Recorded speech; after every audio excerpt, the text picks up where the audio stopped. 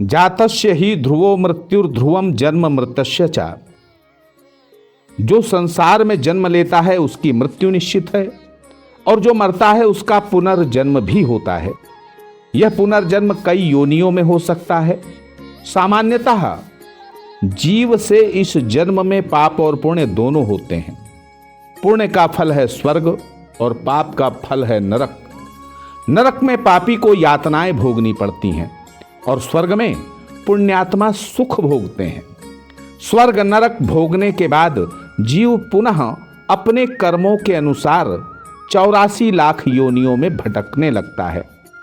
पुण्यात्मा मनुष्य योनि अथवा देव योनि प्राप्त करते हैं, और जो पापात्मा हैं वो पशु पक्षी कीट पतंग जैसी तिर्यक योनि प्राप्त करते हैं।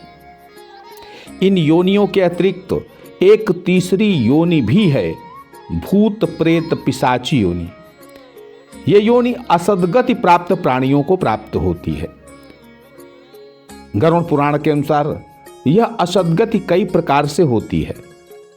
आत्महत्या करने से, ऋणानुबंध आदि द्वेष के कारण, दूसरों की हत्या करने के कारण, दुर्घटना के कारण होने वाली अकाल मृत्यु, या अभिचार कर्म करके किसी को पीड़ा देना, भूत प्रेत आदि की सिद्धि प्राप्त करना, अथवा जिनका अर्ध दैविक संस्कार शास्त्र विधि से नहीं किया जाता, वे सभी भूत प्रेत आदि योनियों को प्राप्त होते हैं।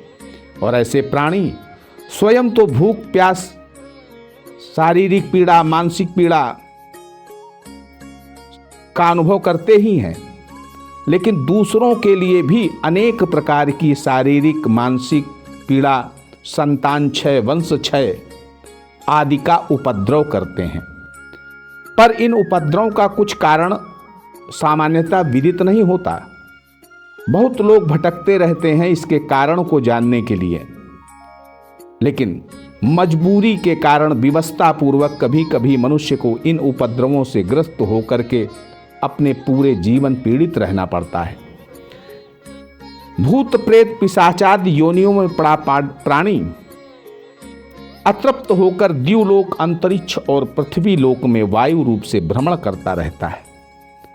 स्वयं तो कष्ट पाता ही है, पर कभी कभी अन्य प्राणियों को, जो अपने कुल, अपने जातीय वंश परंपरा में उत्पन्न हुए जीव, उनको जिनसे द्वेष है, प्रीति है अथवा धन धान्यादि का संबंध रहा है, उन्हें भी कष्ट देता है।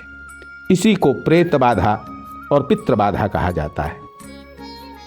अनेक शास्त्रों में असदगति प्राप्त इस प्रकार के प्राणी की सदगति के लिए एक विशेष प्रकार की श्राद्ध की व्यवस्था की गई है, जिसे त्रिपिंडी श्राद्ध कहा जाता है। इस श्राद्ध में सात्विक, राजस और तामस प्रेतों के निमित्त 3 पिंड बना करके विशेष विधि से श्राद्ध किया जाता है। इसलिए इस श्राद्ध को त्रिपिंडी श्राद्ध कहलाता है। और विधि पूर्वक इस श्राद्ध के संपन्न होने पर प्राणी भूत पिशाच आदि योनि से मुक्त होकर के उत्तम लोक को प्राप्त होते हैं, जो भूत प्रेत पिशाच योनि में रह रहे हैं। श्राद्धकर्ता को बिना कोई बाधा पहुंचाए सर्वाभीष्ट प्राप्त कराने में सहायक होते हैं। अतः ज्ञाता ज्ञात रूप से अपने कुल में यदि किसी की मृत्यु इस रूप में हुई है, तो उसके उद्धार के लिए यह त्रिपिंडी श्राद्ध प्रायः सबको करा लेना चाहिए, जिससे परिवार में कोई पितृ बाधा अथवा प्रेत बाधा आदि हो तो वो समाप्त हो जाए। बहनों भाइयों, ये त्रिपिंडी श्राद्ध सभी के लिए हितकारी है।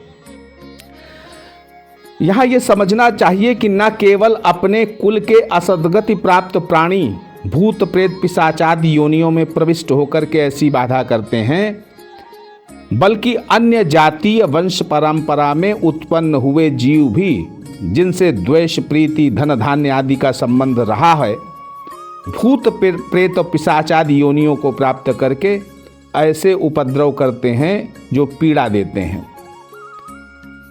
और ऐसी पीड़ा पहुंचाने वाले भूत प्रेत आदि वायु रूप में होकर के सात्विक, राजस, तामस भेद के प्रेत के रूप में होकर के द्युलोक, अंतरिक्ष और पृथ्वी लोक में अतृप्त होकर के भ्रमण करते रहते हैं।